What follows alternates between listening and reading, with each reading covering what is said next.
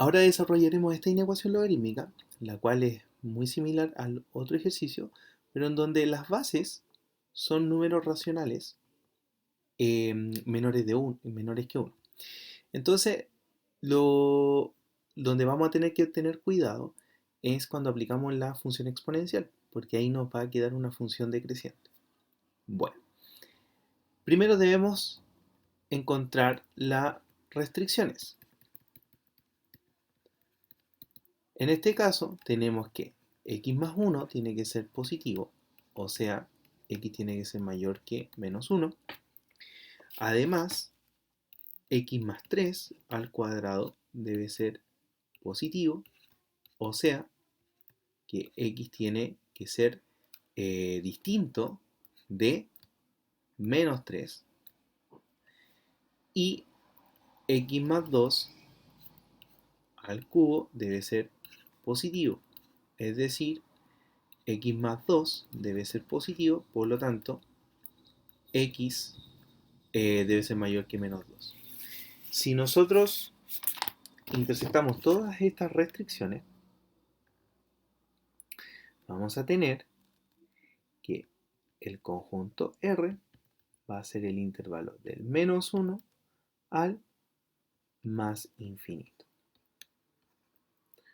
Entonces, con esto ya podemos desarrollar nuestra inecuación. Recordando que vamos a utilizar el cambio de base. Entonces, esto nos queda logaritmo es un medio de x más 1, porque todo lo vamos a dejar en base a un medio. Entonces tenemos logaritmo en base a un medio de el argumento dividido logaritmo en un medio, que es la base nueva, tomado en la base anterior. Y eso va a ser menor que logaritmo en la base nueva, que es un medio, de x más 2 al cubo sobre logaritmo en base a un medio de la base anterior, que es un octavo. Entonces esto nos queda logaritmo en base a un medio de x más 1. Y acá, un medio elevado a ¿cuánto me da un cuarto? Nos va a dar 2. Este número es 2. Por lo tanto, como está dividiendo, nos queda un medio por el logaritmo en base a un medio de x más 3 al cuadrado menor que un medio elevado a ¿cuánto me va a dar un octavo? Eso es 3. Está dividiendo, por lo tanto, eso nos queda un tercio del logaritmo en base un medio de x más 2 al cubo. Entonces, acá procedemos con el mismo cuidado que tuvimos en el otro ejemplo. Podemos bajar este 2, que es una exponente par, ¿cierto? Lo podemos bajar. Nos queda 1 en ese caso, o sea, nos va a quedar menos el logaritmo en base a un medio de x más 3. Recordando que el x más 3 va en valor absoluto. Pero acá podemos recordar cuál es nuestro conjunto R. Nuestro conjunto R es desde el menos 1 al más infinito. Y esto cambia de signo en el menos 3.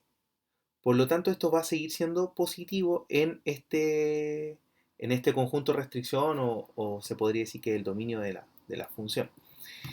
Entonces, en este caso particular, nosotros podemos considerarlo sin el valor absoluto. ¿Ya? Y nos va a quedar esto. En el otro caso, seguimos. El 3, como es una potencia impar, baja sin ningún problema porque ya está restringido el argumento. Entonces esto nos queda logaritmo en base a un medio de x más 2. Perfecto, tenemos todas las bases igualadas, por lo tanto podemos utilizar las propiedades de los logaritmos. Y como acá tenemos una resta, esto pasa a ser una división en el argumento. Entonces esto nos queda logaritmo en base a un medio, ¿de qué cosa? De x más 1, como el menos está acá, esto pasa a ser una división. Entonces esto es un x más 3.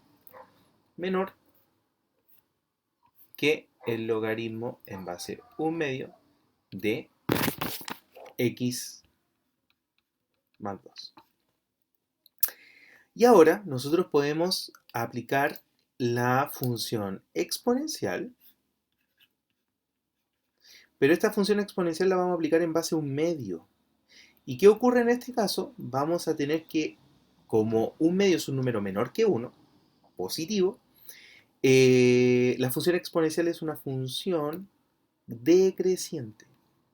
Decreciente. Y eso es importante porque, como estamos aplicando una función que es decreciente, cambia la dirección del signo.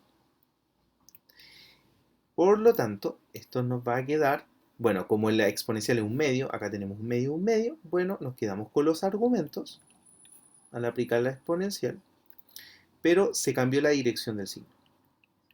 Entonces ahora debemos resolver esta inecuación. Tenemos x más 1 sobre x más 3 menos x más 2. Eso debe ser positivo. Bueno, entonces nos quedará x más 3, x más 1, menos el factor x más 2 por el factor x más 3. Esto debe ser positivo.